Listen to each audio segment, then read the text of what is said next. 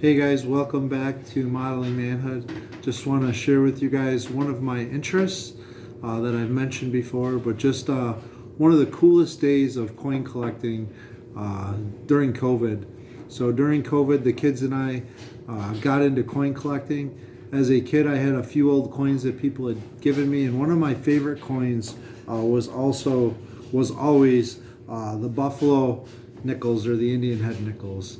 And my mom had a few of those that she always kept in her sewing room upstairs, in like that little drawer that would open up. And I can remember when COVID hit and we were on lockdown all over the country, that she brought over some of those nickels and gave them to each of the kids. And that was kind of one of the things that sparked our coin collection. We got into doing all the state quarters and collecting wheat pennies and all that stuff. But one of my favorite coins is the Buffalo nickel. Being close to Buffalo, New York, and also my love for things that are Native American. And so the two of them kind of just go really well together. But one day we stopped at a bank and I had $6 on me, and I'm like, let's just get a couple rolls of coins. Only able to go through the drive-through at that time. And we came home and we got 12 Buffalo nickels and one V nickel, which would be 1912 and earlier, in those 6 rolls. And I'm like, get all the cash together. We're going to go back and see if we can get some more coins. So we went back the second day, and we had $32 that we bought of nickels that day. So together we had $38 worth of nickels that we had bought. So 19 rolls of nickels. And we ended up finding 50 plus Indian head nickels plus that one V nickel. And when we were opening them, we had everybody around this table here, and one of my boys filmed it on his camera. But it's like, I found one, and then somebody else over here would be like, I found one, I got 2, I got 3. And we had a whole herd of buffalo by the time we got done going through all those nickels. And it was just a really cool experience. And I got to throw a few nickels in my Buffalo nickel book that I enjoy collecting in, and the kids got to put some in some of their books. And it was just one of those amazing moments. And I want to talk to you guys about going back. And we think about the Israelites. They left Egypt, and for 40 years they complained and murmured, and they kept wanting to go back to Egypt. They kept wanting to go back to Egypt. And just like we wanted to go back to that specific bank and get some more nickels because something was hot about them. We don't know if somebody had dumped them or what had happened. And maybe somebody was cleaning out and just they happened to get rolled up or whatever.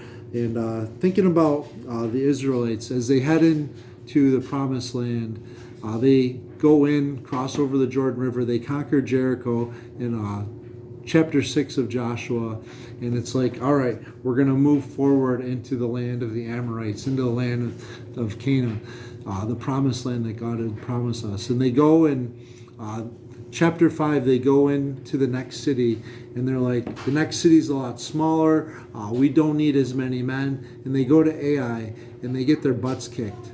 And in chapter 7 of Joshua, it talks about that. And they found out that through a matter of circumstances, a man named Achan had taken some of the things that were supposed to be destroyed in Jericho. And because of that, his life was required. And after that problem was taken care of, in chapter 8, they go in again to take Jericho. And sometimes we need to go back. Maybe there's an area in our life that we just keep feeling defeated. We keep feeling defeated. And it's like 2 steps forward, 1 step back. 2 steps forward, 1 step back. And I'm sure the Israelites were kind of feeling that. It's like, man, we just conquered Jericho, and all we had to do was scream and shout and march around for 6 days. And on the 7th day, march around, and keep going around and around. And here they are at Ai, and should have been an easier task for them, and they got easily defeated. And I'm sure the people were discouraged. And sometimes we get discouraged too. But we need to keep after it. Just like coin collecting, it takes thousands of nickels sometimes to find a Buffalo nickel, but when you find it, it's just like, it's super exciting. It's like finding a little treasure. And it's interesting that when they were able to conquer Ai that second time they went in, the Lord said that they could keep the spoils of that city. And you know what? Just like coin collecting, we look forward to those moments when we can add something to our collection or our book or hand it down to the next generation.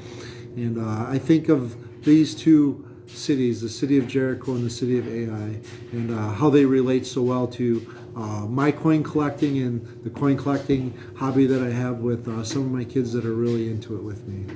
I hope that makes sense for you guys. If you're feeling like you're taking more steps back than more steps forward, maybe evaluate where you're at, get some help. Reach out to somebody, spend some time in prayer, get into God's Word. Read these stories here in Joshua chapter 6, 7, and 8, and just be encouraged, because you know what? The Lord saw him through the difficulties of Ai and wants to see you through your difficulties as well. God bless you guys. Remember to mirror your Maker and journey with Jesus.